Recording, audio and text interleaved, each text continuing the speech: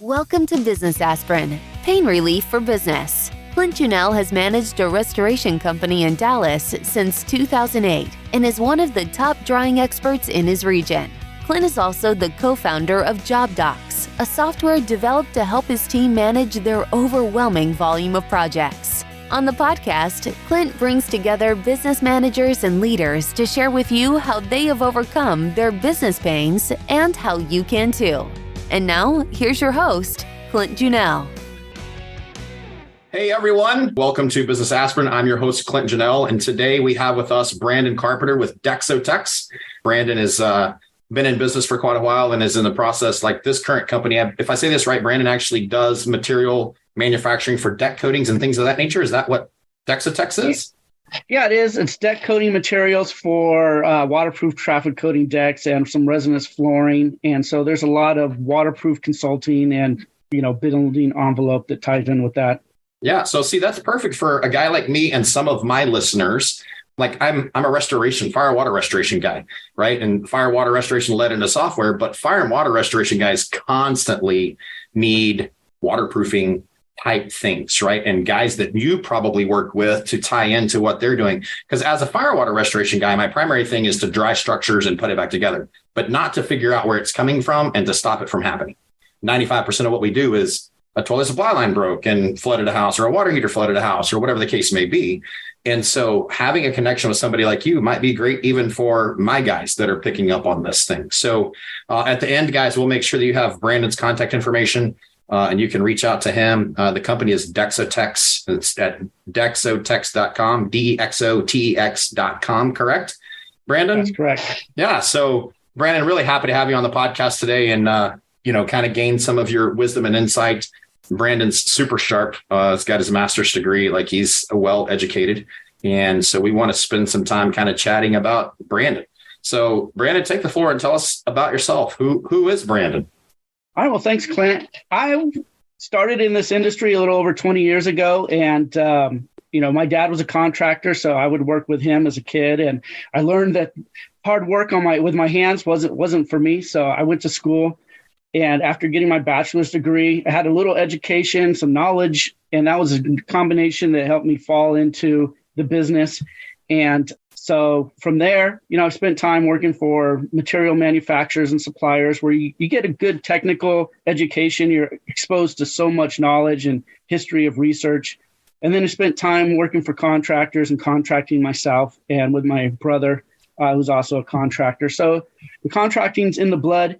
But, I spent most of my time, working as a material supplier for supplying contractors. So from that perspective, I've dealt with so many contractors and I've got to see how so many of them run their businesses. And that insight is just really interesting. And then there's some better than others and some bigger than others. But ultimately, they're all an individual. No matter how big they are, they started as an individual who got into it, was driven.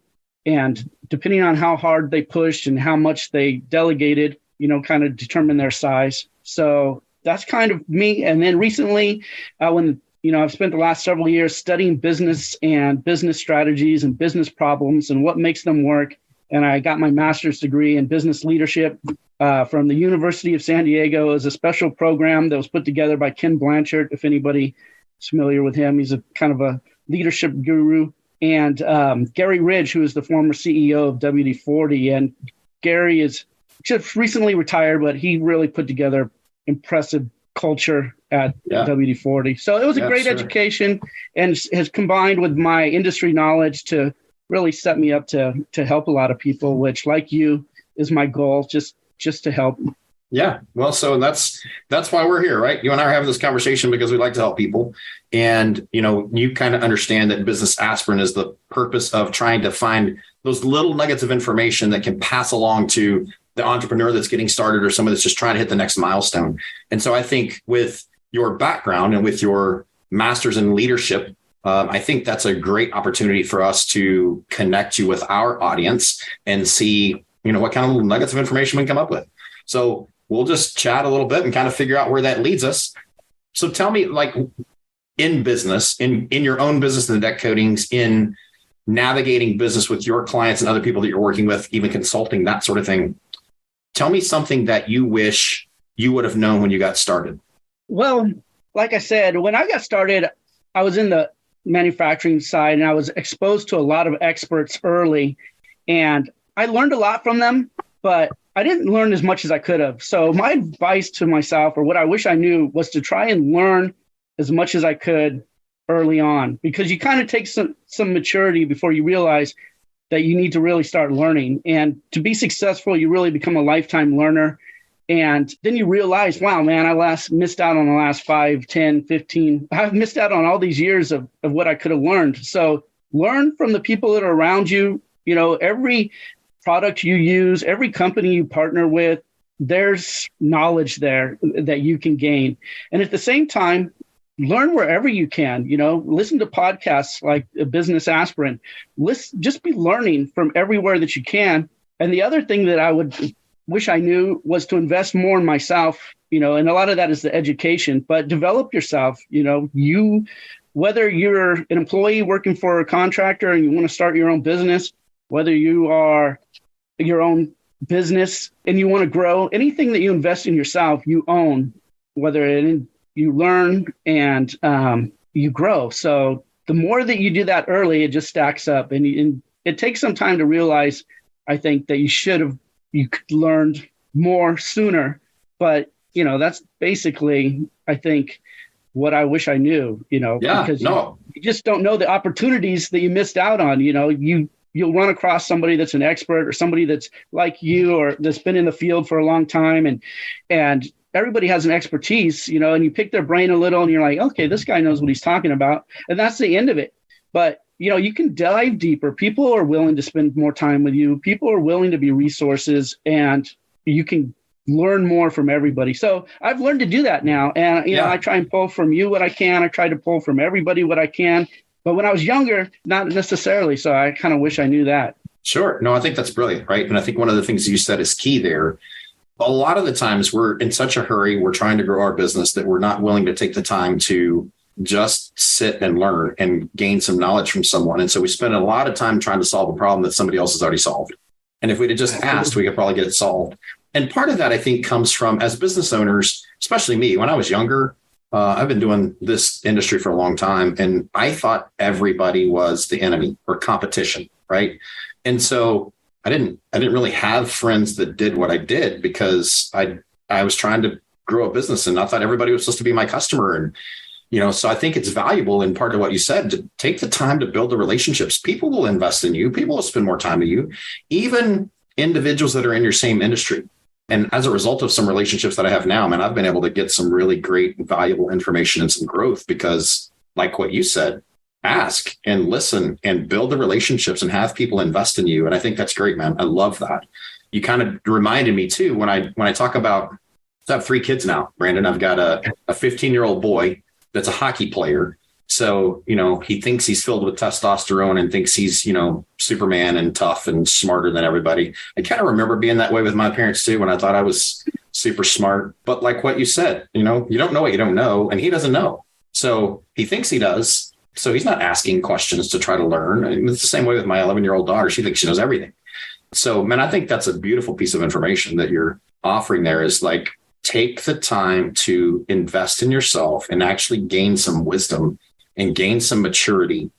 And it doesn't have to be like, in your case, you went to school and you got a master's degree, and it doesn't have to be that, right? Like, you can learn a lot of things on podcasts, like you're saying, on picking up a book and reading a book, or diving into some other things. And so I think that's beautiful, man. And I appreciate that.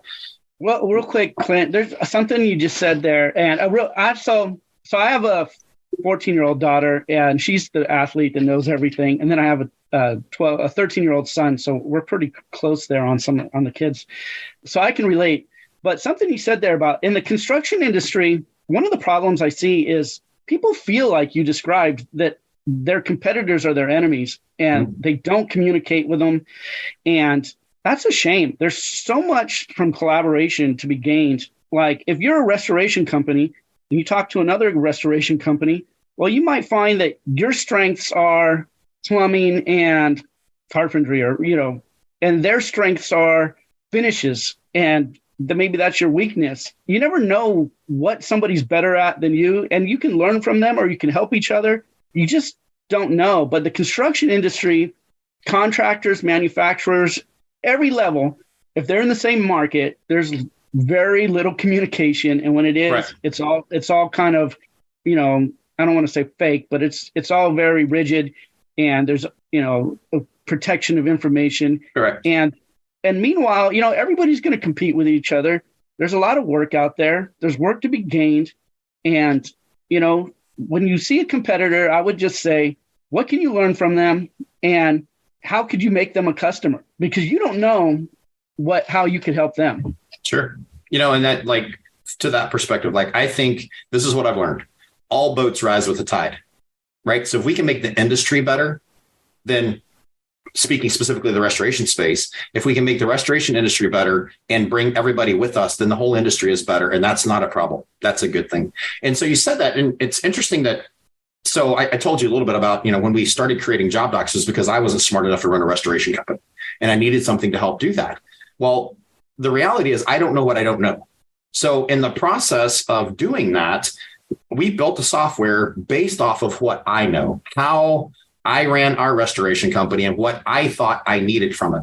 But as it started being utilized by other companies throughout the country, they had different needs and different knowledge. And so our software product is better as a result of competitors in the restoration space saying, hey, what about this? Even some that are here local in DFW have been great and invaluable for us in regard to enhancing the software, because they're like, I run my restoration company one way, they run theirs another way. And so they need slightly different things. But at the same time, we've learned as a restoration company, some of the things they do that have enhanced us because we're helping on the software side build their company better too. And dude, it's one of the most beautiful things that you can imagine is working together with someone in your space to gain more knowledge. And like, I love that you brought that up, because this is, an unbelievably important part of growing a business and developing as an entrepreneur and into maturity is to do that, right? Like, you think about Home Depot and Lowe's are usually across the street from each other. Why? Yeah, right? That's a good They're point. Not afraid of the competition. No. Yeah. I like what you said. I mean, yeah, all boats rise with the tide. And I think that what you did with job docs, or what you're doing there also, is helpful, because there's no real definitive guide to helping a contractor when they get into this. A lot of people, they're just good at one thing or another, and then they just start the business and they figure it out. So the more tools and business and technology we can get to help contractors, to help business people to be able to use their tools and run their businesses more efficiently, the better, because sure, it's generally a school of hard knocks for people in this industry. Sure it is. So let's talk about hard knocks. What is a mistake that is hard to fix? A mistake that you've experienced or that you know about that's hard to fix? Hard to fix mistakes. Well, outside of, physically doing something wrong on the job, I mean, there's always quality issues, because you know how to do things right. You're doing things right. You show somebody else. At some point, you have to get off the job. So you're showing somebody else how to do it, and you're trusting that they're going to do it right. And, whether mistakes happen or whatever. I mean, in waterproofing, it's pretty detrimental, because mistakes usually lead to leaks, and that's bad news. But outside of physical mistakes that you have to live with, I would say mistake that's hard to get past. A lot of it, I think, is burning bridges. We're talking about collaboration, and yeah. I think through communication, you can really alienate people. As a business person, I think they tend to give up on leads a little too early. When in the old day, they're like, oh, call them until you hear the no, until you hear that you went with something else. But nowadays, it seems like guys are busy and they'll send out a bid. And, if things slow down, maybe they'll call through a few. But realistically, all these bids are just sent out into the ether. And, you just never know what happened. People get distracted. They didn't even see it in their email because their emails are busy. I mean, I don't know. I think there's so much opportunity, because there's so many small businesses and contractors just leave a lot of, bread on the table because they're not following up. And I mean, I've thought this when I started. I've noticed this early on, And I would say today it's not any different. I mean, if you're a contractor and you answer your phone every time, that's a competitive advantage. If you answer every phone call and you return every call immediately, you're better than 50% of the contractors that are out there. And and communication's getting worse, right? Where there's texts, there's emails, there's phone calls. This new, at one point it was the new generation and younger people didn't really want to talk. They just wanted to, text or email.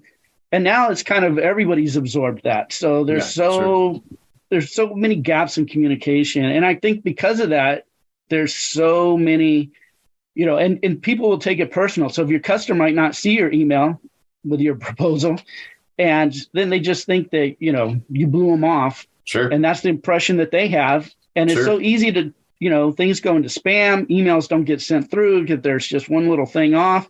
There's so much that can happen that just leaves money laying on the table. And at the end of the day, there's so many that people look at, they're just not sure. In fire and restoration, people are usually moving because they're driven to, but a lot of other things that people are doing, they might put off, they might delay, they might just not know what to do. And I don't think you can't overreach out to people. Nobody wants an email every day, but I think you want to have a coordinated plan that you're implementing to follow up on everything to make sure you know what's going on and that the people are getting information and that they're understanding it. And the people, also homeowners, if they're your customers or other generals, maybe they feel like they can't tell you they're getting other bids. There's just well, I don't want well, find out. What do you understand what we propose to do? Do you understand what they propose to do? Can we help you to understand these better? Even if you're going to choose them, that's fine.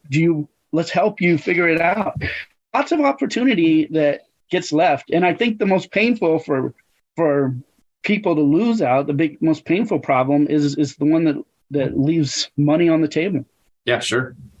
So I would say based on that, like persistence and focus are important on the contractor side, on the business owner side, to follow up, because even the business owners anymore are distracted. There's 74 different social media channels they can be on and looking at. There's, honestly, there are times that communication gets lost on my end because somebody sends me something through WhatsApp or through Messenger or through Slack or through email or through text. And you're just like, I saw something that was something, but I was in the middle of what I was working on at that point, and now I can't find where that communication came from, right? And so some of it's tough. So if you have a project that you're working or someone you're trying to communicate with, I think it's important that you spend the time to actually follow up on that. Have the focus, even if you have to make yourself a to-do list of follow up with Mrs. Smith, so that you're ensuring that you're following up with them at some level. I'm with you. I'm not going to blow somebody up every day. In the case of what we do, a lot of our clients are going to hire us immediately, or they're not going to hire us at all. But in certain cases, structure fire repair, some of that, they may take a few days to make a decision. It may be a week or so. And if we don't follow up with them, we're going to lose those opportunities. And you're right, that stings, man.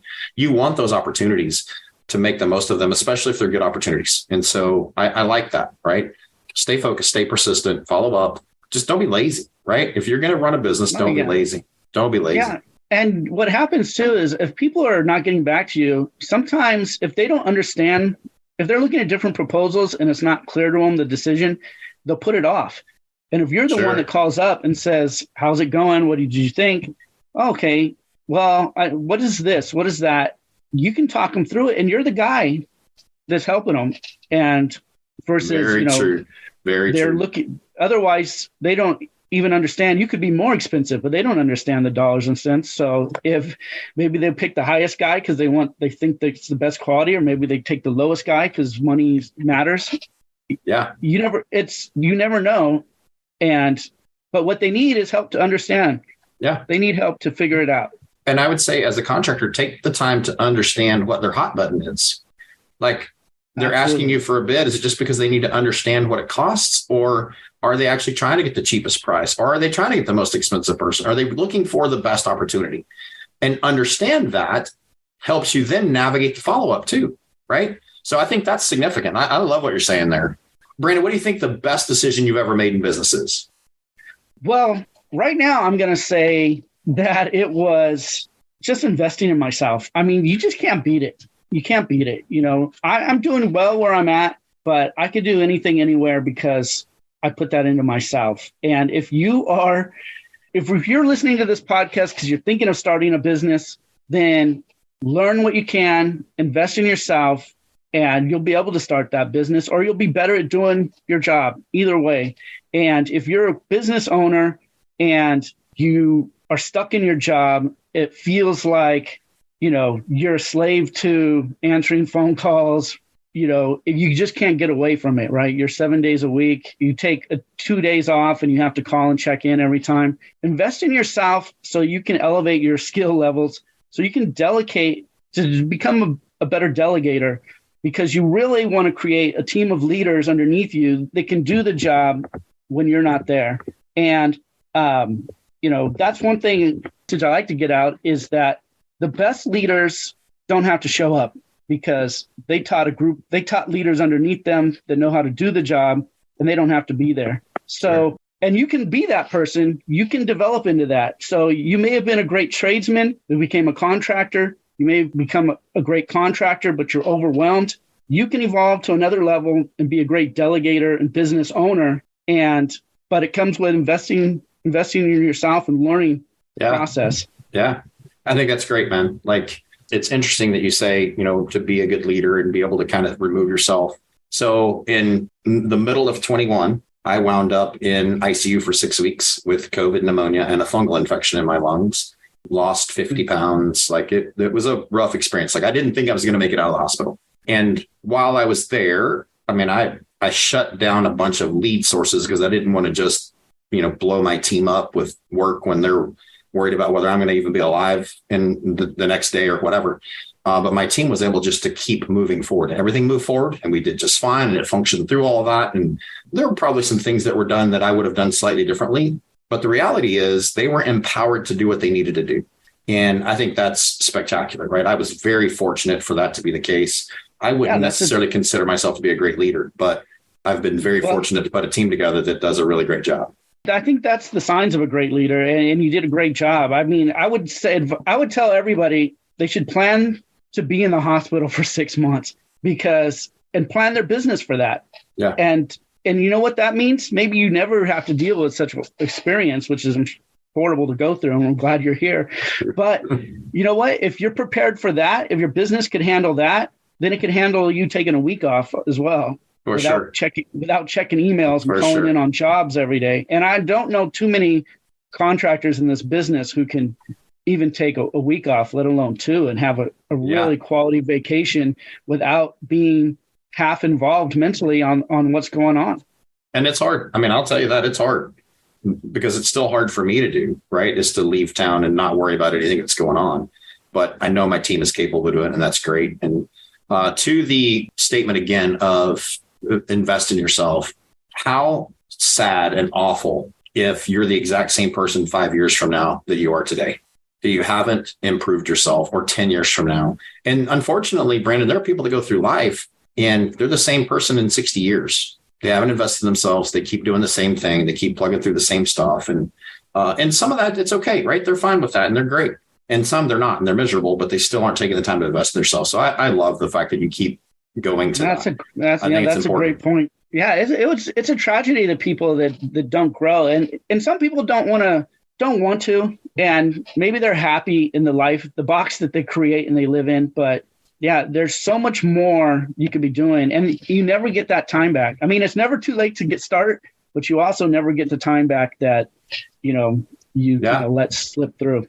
Yeah. Well, and so one of the questions that my team put together for me to ask you, which I think falls right in, like the answer, I think is still what you've been preaching this whole time, but how do you empower individuals and organizations to achieve excellence? That's a good question. So, I mean, I think we could talk quite a bit on that, but it starts with, it's trust. So you got to have a team you can trust. You have to have employees you can trust. And in construction, you just don't see a lot of that actually, because laborers, there's the old way school of doing business. It's like, they're treated like prisoners almost, and the environment is better now, but it's not really great. But you got to build trust. And you got to give them, and that's done little by little. You do what you say, they do what they say. That's how trust is built. And little by little that comes up. And then you start giving them the power to make decisions and to delegate things to them. And little by little, that trust gets even stronger. They're feeling more empowered because they have some actual responsibility. And that's what it takes. And it takes time to grow. But there's a lot of business owners that don't have the mentality to let go. They just have built it, they drive it, and they just, nobody in their office can really make a decision. Everything is always funneling to the top and funneling down. And that gets back to not being able to have any time away. Sure. You have to. And then you become the bottleneck. You are the bottleneck, and everything is going through you. And guess what? You're in control of everything. If that was your goal and you feel comfort in controlling everything, you succeeded there, but nobody is growing and you're not building that team to have a, empowered company. And that's ultimately the goal. And, when you build that now as an owner, you kind of go through this lifestyle in a construction business. Guys will usually start out doing some work, or however they get into the business. They start their own company. They kind of just run things. But if you build that empowered team, then not only can you take time off when you need to, but your business becomes more of an asset. I see a lot of contractors that have reached the end of their business life cycle, and they just don't have anything to do with it. And if they walked away, the business is it's worth a few contracts and the tools that they have, because it's not really a functioning team. But if they've built all of that, now you have something that is really valuable. And, its value is beyond the contracts on the books and the tools in the warehouse. It's the value is that this team can get the job done. And that should be the ultimate goal over your career as a business owner. Yeah. Well, I want to go back to a little bit of what you said early in that question in regard to building trust and essentially building relationships and connection with your team in order to get them to buy into what you're doing. And so I want to address a little bit of that, primarily because I know how I am wired. So my business partner, Mark, does a great job of, this is one of the things he's really good at, is just the cutting up relationship, asking how people are and what's going on and what's happening with them and kind of getting into that piece. I'm not wired like that. So the way I'm wired, like there's so many things on my plate, so many things that need to get done that I'm mentally focused regularly on all the things that have to be done. And so I may come in and go straight to what I need to be doing and not even say hi to anybody. And my team understands how I'm wired. So they're not bothered by the fact that I'm so focused on something at times that I can't even pay attention to what's happening around because I've got to get these things done so they don't fall apart on me.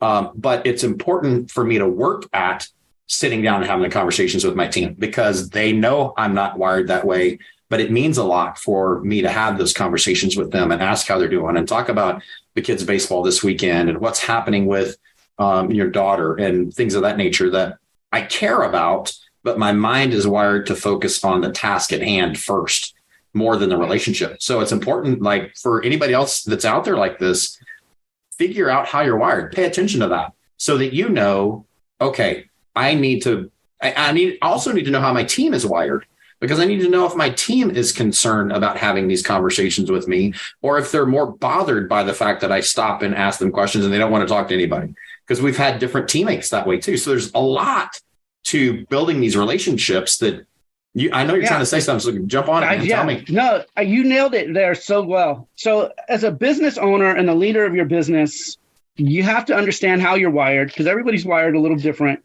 You have to understand how you're wired, and you have to understand how your team is wired, and everybody's a little different. And to communicate with them, you have to make the first step. So you understand how they're wired. Some people are wired like you are. You give them just let them run, feed them, stay out of their way. They drive. Other people, they need to be a little bit more social and feel that connection. And, that's important to them because you want them to feel good about their work. And there's different aspects, there's kind of more of an engineer mindset that people just quietly work and they're not very social or, driven to work fast, but they're steady and, usually super efficient.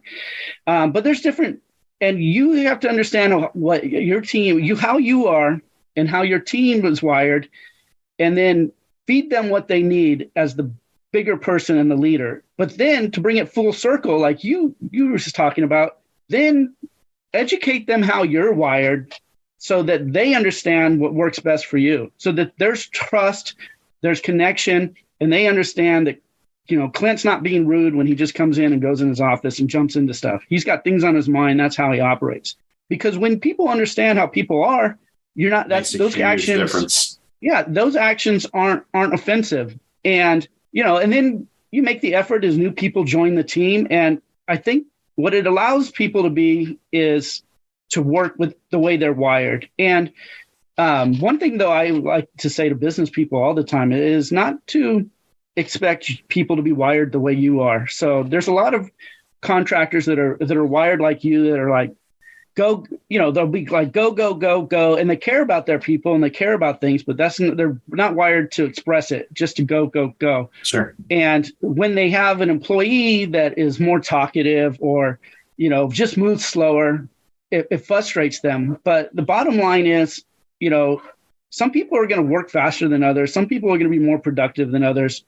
As long as they are productive positively, and I think they care about the work and what's getting done, then that's good. You get what you can out of it. You're going to have tortoises and hares, right? And the reality is that, like, you are going to have different people and you're going to have different experiences with your employees. And you got to understand that, and you got to be able to lead them in light of that, the right direction. And I think that's valuable insight right there for sure. Let's talk about what are some of the biggest pains, like the whole point of Business Aspirin. Let's talk about some of the biggest pain points that you've experienced for yourself or your clients that you deal with, and then what steps have you taken to alleviate those pains? Yeah, well, I think kind of dragging on a little bit of the same thing. A lot of the biggest pains is dealing with employees and installers, and the communication with them. There's definitely labor issues in construction right now. I mean, there's less. The rate of construction is growing faster, and the rate of labor is growing super low. So there's a gap that's growing further and further. So it's hard to find good people.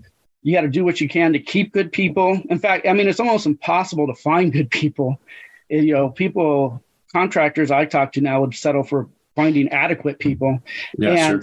And so it's a struggle to keep the people that you have. And it's a hard industry, for labor. You're working physically with your hands. And so finding good people, finding the people that you can rely on. So, part of it is leadership and it's on you, but part of it is also having people that are tortoises and hares and not rocks, that aren't doing anything at all. And, but I mean, there's so many issues now with people not showing up to work the pay rates are a lot higher. The cost of construction is going up, but I don't know that it's going up fast enough to compensate some people for some of those things, because everybody's moving at its individual levels. It's a really weird time for that. And at the same time, if you're a kid, when I was a kid, there was guys that worked on cars and that passionately worked on cars, and they were probably maybe going to become a mechanic or something that they could do with their hands. And there was kids that liked to build. There was kids there was something for everybody. But nowadays, all kids are on their devices all the time. And so they're more inclined to not be outdoors, and more inclined to not be working really physical. And at the same time, companies like, Apple and Google, they are bringing in people in hordes to their industry so that they can have enough programmers or whatever they need to be able to do it. And so when you're a young person nowadays, and your choice is between working on a computer or doing some carpentry, people are just choosing computers because it's easier work. And so the construction industry and some other really hard, like warehousing and manufacturing work takes a skilled person, but it's physical hard work is tough. So there's just not enough people there. And so as a contractor and a small business owner, you got to go through people. And that was the toughest challenge, because you're always bringing in somebody new and you're hoping they work out. And it's this continual process of trying to find good people. You're always on the search, and you get somebody bad in there, you got to figure it out quickly. But sometimes it's tough because you're busy and you don't know, what somebody's doing until maybe too late. I mean, they can easily create some problems putting in.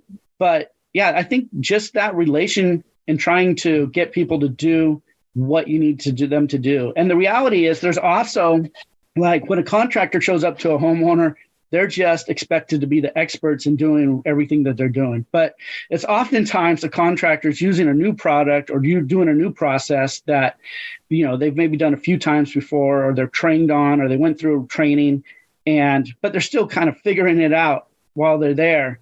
And so you get the training, you're teaching the process to your people. And a lot of times it's with new products, and they're just, because products are evolving, customers, they want this, and it's something that contractors never seen before. And you figure it out, but you got to figure it out. And then you have to teach somebody, and they have to go do it and be efficient at doing it. Sure. And that's easy to say, and it's hard to do. Sure it is. And that's kind of, I think, the biggest challenge is figuring out the hiring process, the training process, and a process where you can really keep your people. So you want to be able to maintain them. That still goes back to part of that relationship piece, right? And that trust piece that you were talking about, and them understanding what you're trying to accomplish and what your vision is and what your mission is, so that people can buy into that. And I think that helps retain people, right? So if they trust you, if they can find some satisfaction in what they're doing, then I think that's significant, right? And what I'm learning more and more is, although money's important, it's not the most important thing for a lot of people, so it's, the reality is, and I've had this conversation with some of my guys too. It's like, okay, I can give you $2 million tomorrow, but you don't wake up on Saturday, right? So like, how many, or do you want the 2 million, or do you want to just continue to being alive? Like, so they start to recognize that maybe money's not the most important to them. It's not even in the top 5, but the reality is you've got to figure out a way to manage that and build that trust and get your team to buy in and get your team to be a part of what you're doing. And I think that's important. So I love what you're saying there. Yeah, that's absolutely it. And the industry kind of creates that problem too, because, labor is they're treated like mercenaries. They're hired to do the job, and then little is expected of them. And so then they act like mercenaries. The only thing they know is how much they're getting paid. So, but yeah, if you really are able to break out to them, you're going to find that, being treated with respect and having a good quality of life, they're going to say they'd rather have than more money. But, and the trust that you mentioned, if you don't trust them, they're not going to trust you. And there's a lot of contractors and a lot of businesses that they don't trust their employees. They're all out to steal from them and waste time. And those things happen. You got to kind of have some safeguards in there, but you got also to build their trust. You can't treat people like they're already doing that. All the time, hound them about it for sure. Sure. Okay. So let's say you've had some success in business and in your education. But with all the success, what's your biggest challenge currently? Well, staying focused. There's a lot of distractions. Like you said, there's lots of noise out there right now, right? Yeah. There's personal, there's social, economic, there's political, there's family.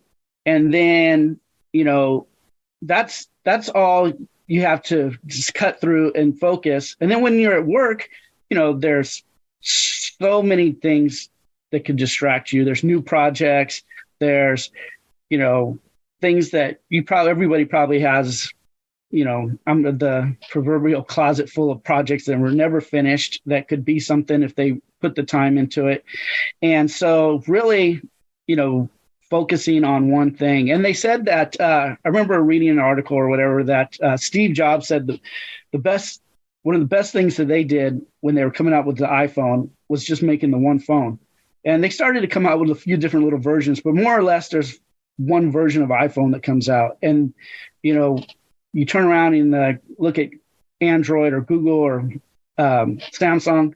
And I saw where in the same article, the engineer for Samsung was like, we're working on 12 different phones. How can we make one as good as Apple? They're focusing on one. Sure. So if you focused on one thing at work every day, you would be the best at it.